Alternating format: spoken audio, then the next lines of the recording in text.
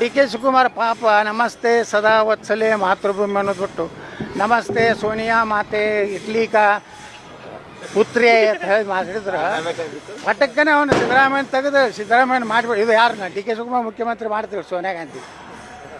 ಭಾರತ ಮಾತೆಗೆ ನಮಸ್ತೆ ಅಂದರೆ ಅವ್ರಿಗೆ ಬ್ಯಾನ್ ಆಗ್ತದೆ. ಇಟ್ಲಿ ಮಾತೆಗೆ ಒಂದು ಇಟ್ಲಿದೇ ಒಂದು ಅದನ್ನು ಹಾಡ ಕಟ್ಟಬೇಕು, ಕಡೆಗೆ ಇಂಗ್ಲೀಷ್ನಾಗರೆ ಕಟ್ಟಬೇಕು. ಇಂಗ್ಲೀಷ್ನಾಗರೆ ಒಂದು ಸೋನಿಯಾ ಮಾತೆಗೆ ಕಟ್ಟಿ ಹಾಡಿದ್ರೆ ಸಿದ್ದರಾಮಯ್ಯ 24 ತಾಸಿನಾಗ ಇಳಿದು ಡಿ ಕೆ ಶಿವಕುಮಾರ್ ಆಗ್ತದೆ. ಇದು ನಾಟಕ ಮಾಡಕ್ಕೆ ಹೋಗ್ತಾನೆ ಡಿ ಕೆ ಶಿವಕುಮಾರ್. ಯಾಕೆ ಮಾಡ್ತಾರಂದ್ರೆ ಒಂದು ಕಾಲ ಈ ಕಡೆ ಇಟ್ಟಾರ ಅವರು ಬಿ ಜೆ ಪಿ ಕಡೆನೂ ಒಂದು ಚರ್ಚೆ ಮಾಡ್ಯಾರ ಅವರು ಡಿ ಕೆ ಶಿವಕುಮಾರ್. ಅವ್ರ ಹಿಂದೆ MLA ಇಲ್ಲತ್ತು ಬಿಟ್ಟಾರ. ಅದನ್ನು ಹೇಳ್ತೀನಿ ನಿಮ್ಗೆ. ದಿಲ್ಲಿ ಒಳಗೆ ಒಂದು ಚರ್ಚೆ ಆಗೈತೆ ಡಿ ಕೆ ಶಿವಕುಮಾರ್ದು. ನಮ್ಮ ಮಹಾಮಹಿಮ ರಾಜ್ಯಾಧ್ಯಕ್ಷರ ನೇತೃತ್ವದಲ್ಲಿ ಒಂದು 60ರಿಂದ 70 ಕಾಂಗ್ರೆಸ್ MLA ತೊಗೊಂಡು ಬರ್ತೀವಿ, ಮುಂದೆ ನಮಸ್ತೆ ಸದಾ ಒತ್ಸಲೆ ಹಾಡ್ತೀವಿ ಅಂತ ಹಾಡ್ಯಾರಟ್ಟೆ.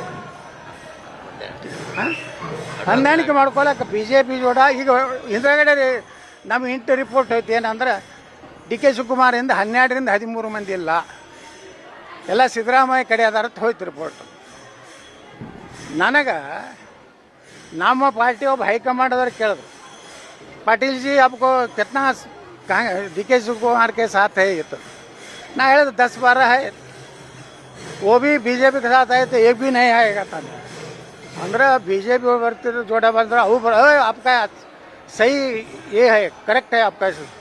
वैसे ही पहला हम कोशिश किए थे डी के शिवकुमार के साथ. विजयेंद्र ने बोले थे, विजयेंद्र जी डिप्यूटी CM डी के शिवकुमार जी कर्नाटक को बेच देते थे, मारे बिಡ್ತಿದ್ರು. ಇಬ್ಬರು ಕೂಡಿಬಿಟ್ರೆ ಮಾರೇ ಬಿಡ್ತಾರೋ.